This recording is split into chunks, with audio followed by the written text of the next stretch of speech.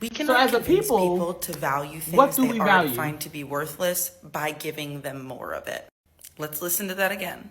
Whether it is your love, your financial investment, your emotional investment, your empathy, your time, offering more of something that someone already doesn't appreciate or value will not get them to appreciate and value it. In fact, it will do the opposite.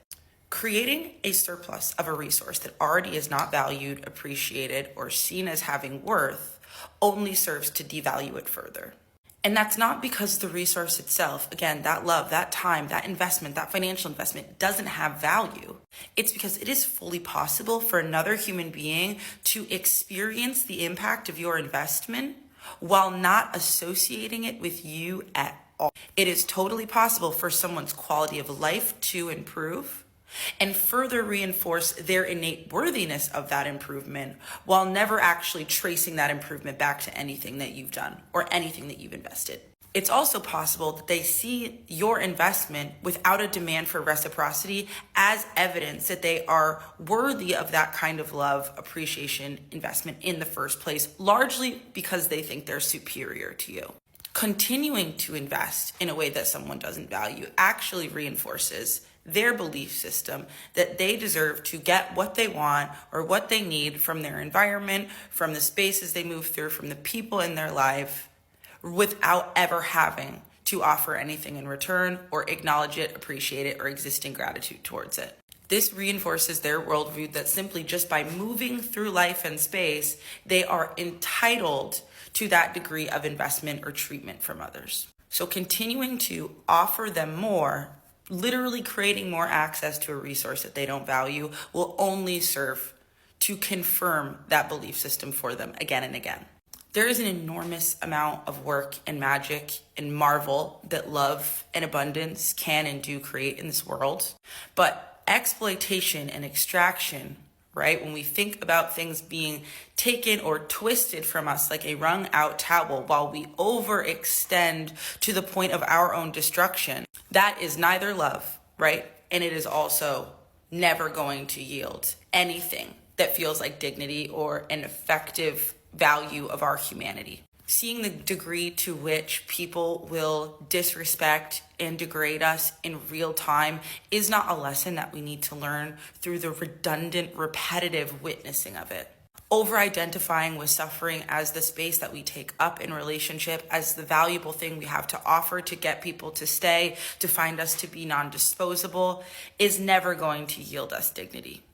And it will never coerce the reaction we're looking for in that other person. That moment, that rescue fantasy, that reunification fantasy we have playing in our head, well, maybe if I take and absorb all of this pain, all of this disrespect, all of this failed reciprocity, if I just give and give and give while being treated like garbage, they will eventually look up one day and see how much I have done and return that back to me. That is not the world that we occupy, relationally or otherwise. And I'm not talking about mistakes here. I'm not talking about, oops, I've gone ahead and taken you for granted in an instance by accident, repaired and resolved it. I'm talking about ongoing, unbalanced, inequitable dynamics and relationships that result in demand for the relationship to function, one person to overextend themselves to the point of self-destruction, while the other one is the beneficiary of it without ever having to reciprocate, acknowledge, or appreciate it. This isn't an issue of extending grace, right? Because grace extends right up to the edge of someone else's personal responsibility. When people are able to recognize the power imbalances, the inequities in their relationships, the ways that maybe they have been exploiting,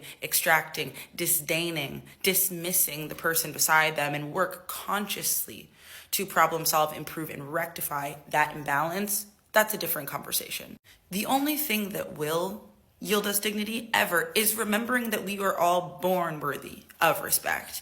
And so orienting not how much we can prove people and convince people of that birthright, but finding spaces that actually reinforce that to us, right? That are done in a way that honors our humanity and honors the humanity of the people who also occupy those spaces. Staying in environments, in relationships, in jobs where the status quo is reciprocity, mutual care, and respect. It is such a squanderous waste of creative potential, of of life potential, of friendship, of relationship, of time, of that gift we were given, all being able to matter, all inherently having worth, to spend the precious, short, rare life we have, the precious, short, rare amount of time we have on this planet, trying to get someone who already doesn't value us to value us. Trying to convince other people of something we already understand to be true, not just about ourselves, but for everyone. It is the girls that get it, and the girls that don't situation. And so if you want to shift how you're treated, it needs to be a shift of where you go and how you access value, right? It needs to be a shift of orienting towards spaces that dignify, or organizing your life around people and experiences that will lift up your sense of self, your concept of worth, inherently just by occupying those spaces or relationships. It is by understanding deeply that true generosity and true gratitude are never coerced, that they are given freely from a place of source and abundance. And they are welcomed with that degree of care and respect as well. 95% of the people that have caused detrimental harm to me and my life, where I experienced material loss, physical loss, emotional loss, at the last time this occurred in a major way, before I had the faculties that I have now, I was 26. That was 22 years ago. 22 years ago. It was a Christian. And the ripple impact into my life caused a ripple effect of circumstances that led me to a moment when I was looking at unaliving myself and my child at the time. Because I'm like, I'm not going to leave my son here in this world. Who's going to raise him? Who's going to be good to him? Who's going to protect him? They didn't do me right. And I'm an easy case because I am self-motivated and I contribute to the process. I'm not difficult to manage in no way, shape, form, fashion, never has been, even from childhood. So if you can't get it right with me, then it must not even be possible. It's not possible. They put value, the Sister Jamila said, they put value on certain things, but then they feel like they're superior to me, which is interesting because they feel superior to me, yet they're siphoning from me. And then they're taking, and like she mentioned, never associating that growth, the impact of my goodness, the impact of my investment, whether it was time, energy, intelligence, advice, support, just the basic me walking and modeling in my life. Because that's what we as African people, that's what we need. We need those models. They never associated with me. Somehow in the back of their mind, they create a barrier, and it's built into their own illusion and self-concept and their ego, their self-aggrandizement, that they're worthy and that they are superior to me. And here it is, I am with great intention providing the olive branch. I am with great intention standing for unity and community as a life practice. Even before I became a practicing Buddhist, which I've been for nearly 18 years, prior to that, I've always had this concept, like, how can we do the same thing and expect different results? So I'm going to be different. There has been no benefit for being different in the African community with other African people. There have been minor, small, little pockets. I mean, I could count between two hands. I have decades of living. I have decades of living, give thanks. And I can count between two hands. I have 10 fingers on the interactions with specific individuals whose heart was that one, and that energy was that thing. That at the end of the rap, Sister Jamila says, put yourself in those environments with those kinds of people. Where are those kinds of people? Because all of this that is consuming the environment, where do these people incubate? And how do they stay healthy? How do I stay healthy in this environment? So I said, how do you always stay happy? I don't always stay happy. I just don't come out to spew out the mucus and the foolishness and the poo-poo. I wait and I refine and I go through my process and I refine and I then come through and I share and I exchange in that way. Because I'm conscious and I have control of my faculties, right? And I also know that I'm responsible for what I bring into the world space as energy-wise. I took a silent fast for 17 days in order to churn and cultivate my throat chakra so that it blesses and remove that and unhinged and untethered that thing. I was 27 when I did that work. I was 27 when I did that work, when I extracted my energy from that thing in this world that enjoys drama, that enjoys that behavior, that spirit, that energy. So I literally went down those. So when I give to people, I'm not looking for them to, I'm not looking for it to be a situation of praise, but it's supposed to automatically be an experience of reciprocity, because if you take, you give. But everyone doesn't think that way. African people has been put into an environment where we literally feel entitled, as the sister says. We walk through life and we just take, and we feel entitled to that because we are consistently trying to coddle a worthiness conversation. And we feel like, well, I'm better. Well, I have this, especially when I'm better than other Black people. Because for some reason, that is a big trophy for Black people. If Black people can see themselves, this is how they are creating an illusion of identity. It's not true identity. It's fragile, and it has no teeth, no spine. Because I run into those people. And if you can melt, if you can get weird, if your energy can get weird, if you can get destabilized because someone else who is fully functional, reanimated African enters the space with harmony and compassion, because this is how I enter. I enter because I am the being. That was my choice. Those are the choices that I have made. And if you haven't got there, or if you don't see yourself there, or if you are, because people think that they're full of themselves. They think that they're the ones who should have that energy. They want that crown, but they feel like they have to take it from me. It's bizarre. But these behaviors, these micro interactions affect the macro interactions of our community. So that community hug and support. So how do we get to that place? Where are these handful? How do we magnify those experiences? And as I'm stating, I've been in spaces that are supposed to be for healing, in communities that are supposed to be around unity and community, and they are exactly the opposite. In that space, there's defensiveness. An African looks at another African and wants to be envious, wants to be maliciously withholding, doesn't want to make an exchange, and has received impact, and have received increase, and have gotten magnified from the contributions and extraction that they got from me. This didn't happen yesterday. This has been happening for decades. Decades. And yet I continue to walk through these experiences with our people. One, because I love myself. And I cannot say that I love myself without having love for my reflection. So then how do I get past this space? And I'm a world person. I'm a world being, right? I'm a world being. But I know that my value is of more value to us as a people, yet we don't see that value. And we so desperately need the value that I particularly have. Or I don't know about somebody else's value.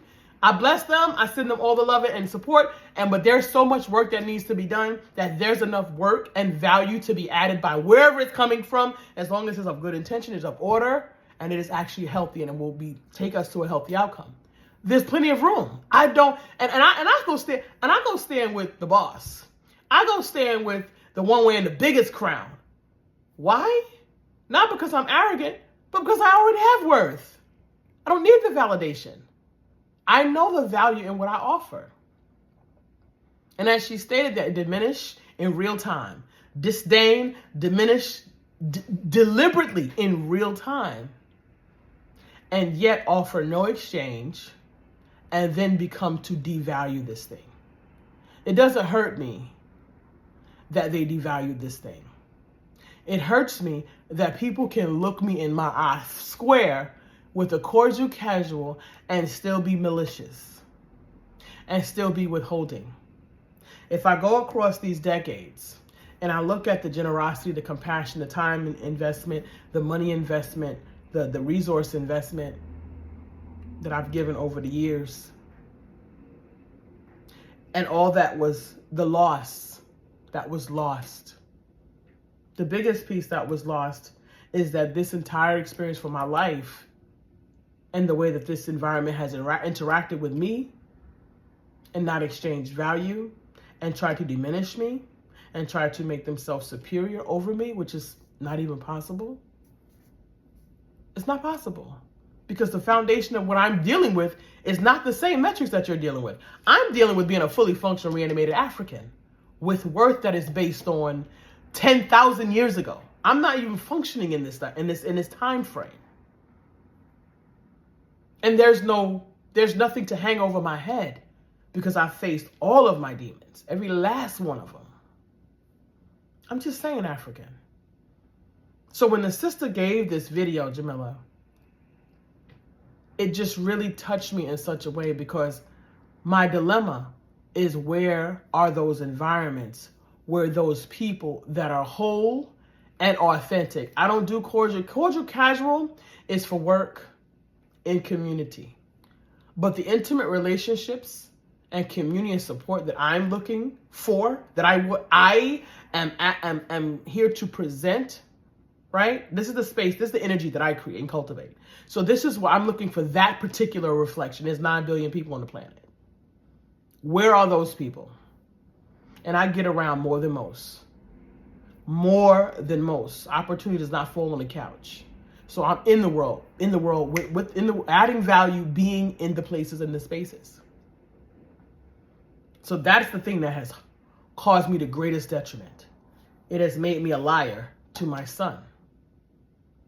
Do the right thing, present value, add merit. These things have the runoff from this behavior has been so much detriment and so much loss.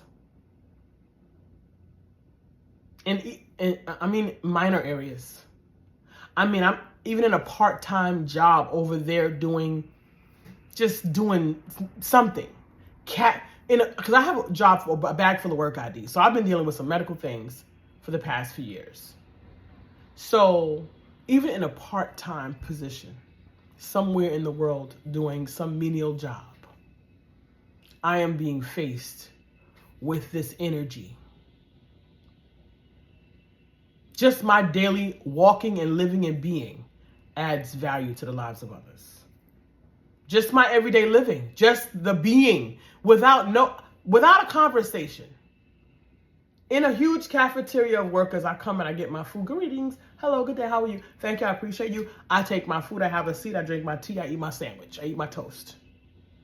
This experience has added value to the people in my space. This experience has added value to that cashier. This experience has added value to the security guard. I'm a human. I'm interacting with other spiritual entities. Namaste, the divine in me honors and respects the divine in you. No, everybody doesn't think that way. In fact, very few people think and apply that way. So it is true what you say, Sister Jamila. It is true. All the giving, all the loving, and continuing to lay it on and support, even though I'm trying to work through the learning curve with my people and I know the suffering that we have, I'm giving the empathy. There's no return. There has been no return. There's no return. Everyone gets caught up in their own self-aggrandizement. It always boils down to, it goes back to covetousness. It takes 2 seconds for it to show up. 2 seconds, because people don't have internal locus of control, and they don't have impulse control. They just don't have it. They have no impulse control, so their immediate reflex is covetousness. And that puts me in a tough situation. That puts me in a very tough situation. Because there needs to be a mountaintop somewhere. Some secluded somewhere. I don't know what to say. Because I've been in this work and I've been doing this work and yes, I do need a residual, because we do live in a world where you pay to live. So yes, I do need residuals. And if I give, yes, you should return that. Yes, you should. But this desperation for worth is the greatest offense to African people. So until we get us a monolithic, one-centered mindset about our identity, not all the subsets.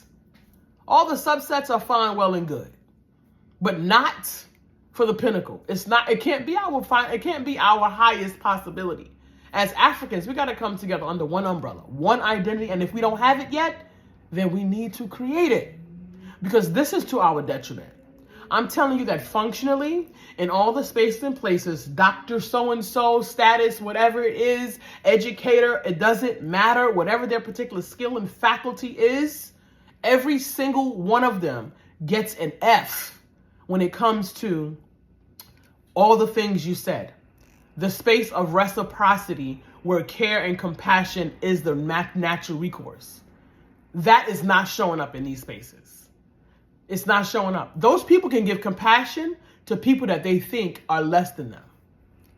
They try to belittle me because they want to put on an outward appearance, exterior, that they think they're better than me. But their behavior, their covetousness that's showing up in their actions, and their gatekeeping and their malicious withholding is demonstrating that you clearly think I'm better than you. And you don't want to add to me because you know that if I get an inch, that's their thinking. That is their scarcity, low-minded, low frequency, immature, lack of self-control, lack of impulse control.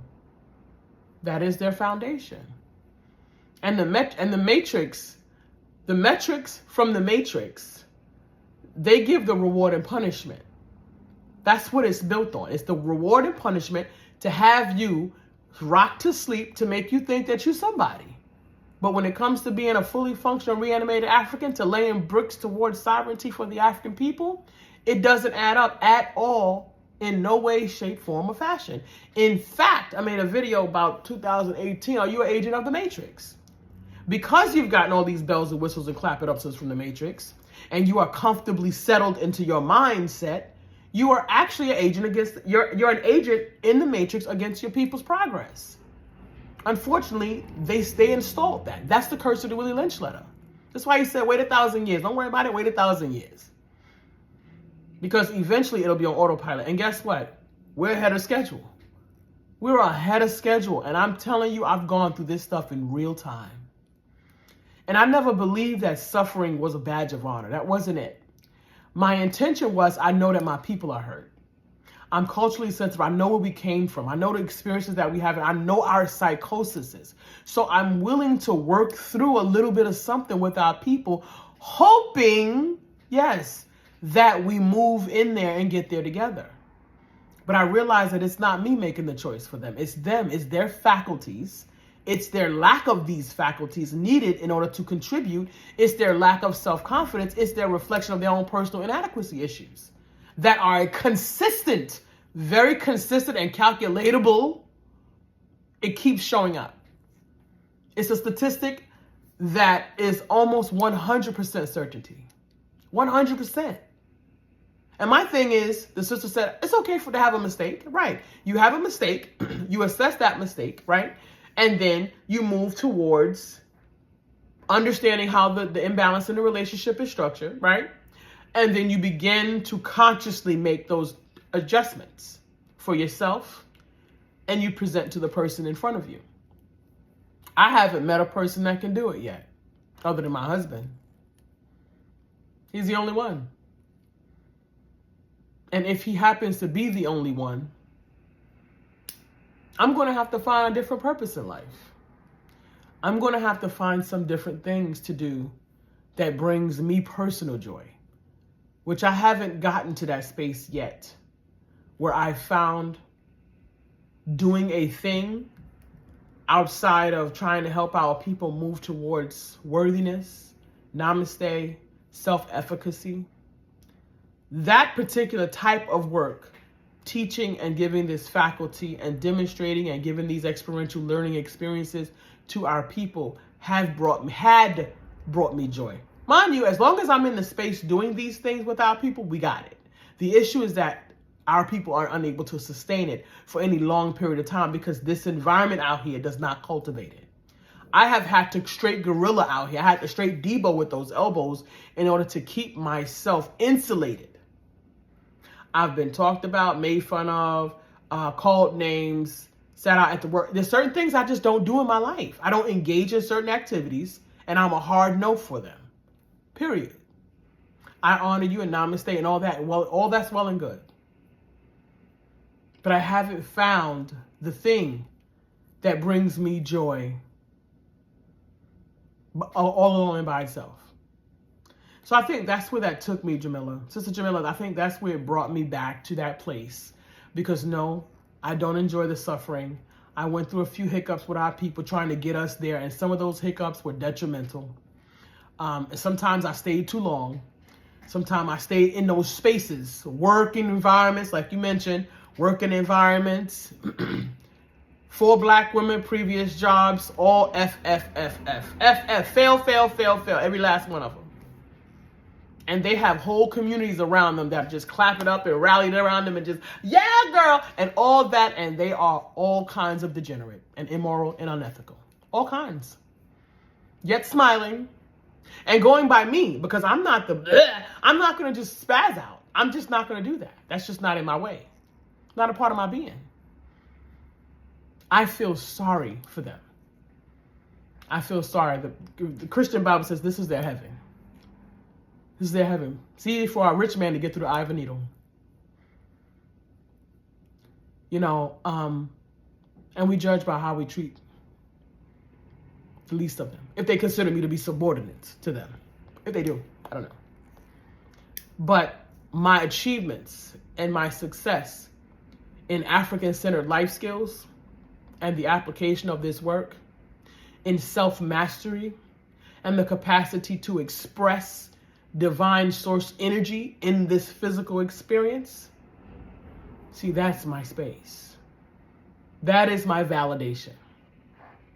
So although I've experienced these harsh experiences from our people, it also validated the presence of my acceleration, my ascension as a being. It has validated that. It has let me know that it is here and that I did meet my mark and I have achieved and I had ascended. You know, but now I need to dwell in the space. And that's what's giving me the pain every day, the worry every day. And humanity and the people aren't getting better at all. There's a lot of confusion, a lot of dysfunction, a lot of imbalance in our lived experiences every day that people have no clue is not right. But they engage in it and they protect it and they support it and they continue to engage in it. And they want it. They enjoy the drama. They become sadistic as a way of life. It's so normal to just take laughter. Someone falls on the ground, someone hurts themselves, someone slaps a woman. This is funny. This is funny. Someone humiliates someone else, someone talks about someone else, someone hurts their feelings, someone takes from that person. Because all these things that happened to me, there was lots of people that were present. Any given time across those landscapes over those decades, any other person could have gotten involved. Someone else with integrity in that space, because I have been the balance for other people. So someone could have been in the balance for me. No one was. No one was. I lied one time. 2018. Someone stepped in and said, hey, don't do her like that. She's been down. You have no idea how much this woman has done to support you. I'm going to need you to treat her better. I was coming down the hallway and I heard this woman say this. I was floored. I had to turn around and walk away and cry in the bathroom because I could not believe that I was hearing someone defending my name and my work. And in that environment, you'll hear that story in My Life, the Social Experiment, about that job. That job? I was walking to work in that job all day, some days for 10 hours, with an anvil attached to my head. All day. The weight was so thick in there, you could cut it with a butter knife. And I kept my smile and I kept my energy clean and pure so that I could be of service to my students. That's a faculty of self-mastery. So when people are malicious and mistreating, they are making a choice to be that way. And as Black people, we actually have a compass. People don't realize that since I've ascended, I have certain faculties. I'm looking at guilt on your face. I am seeing conviction in your energy right now. I see it. And they know I can see it, but they can't tell because I'm not reacting to them. I'm not giving that. I'm not, because this is not a got you experience. I don't want to say got you, you're embarrassed, call your name out, throw you on Front Street. That's not the point here. The point is to stop the behavior. The point is for people to acknowledge and address their behavior so that we could get to that macro community unity conversation. Sis, we're not on track for it. Based on my authentic experiences with this work, we are not on track for it. These little pockets and communities and unity where they cultivate dysfunction, something that kind of sounds good but not really, makes some sense but not, it is African nonsense. Oh, those little pockets are all over the place. They having big fun, big parties. They enjoying each other, everybody getting bells and whistles and clapping up, and they just coming up. But on track for what I'm saying, a fully functional reanimated African, a community of sovereignty and independence and worth that validates and cultivates care and support for one another, we're not on track for that. So I'm looking for those spaces and places. I'm looking for those people. I really thank you for pouring that post out. That was some really good and poignant information. It really took me down a hall of analysis. But it comes back to the fact that I intentionally stand with my people because I know we need that learning curve. And I don't have the bandwidth anymore. Zero. I'm on fumes at this moment. In this moment, I have zero bandwidth to be the receptacle of our people's dysfunctional behavior. And I'm just worried and afraid to give up. I'm worried and afraid to give up. So I'm trying to find a happy medium in this space, how I can do this work or some form of it, or find a way to do it safely and and I've always been looking for an out, to not have to need the influence of others. Someone said hyper independence. We'll talk about that in another video. But yeah, I've always created a way to not be needy, to not need, to try to be as insulated and fortified as possible. Whatever anybody does for me will be just a minor. I did all the work, all that work. I actually did it myself. No one contributed to it. Nobody helped. I said that one person, the one time I acknowledged, I saw, and I experienced someone actually carrying the torch on my behalf when it was worthy. It was very worth. I put in a lot of worth for that. Right? So thank you, Sister Jamila. I'm sending you all powerful ashe as you go about your day. Sawubona, which means I see you, African. And namaste, the divine in me honors and respects the divine in you. Thank you, family, for coming into this reflection. We here are stand for the ascending of the African soul and the opening of the African spirit. Peace and blessings.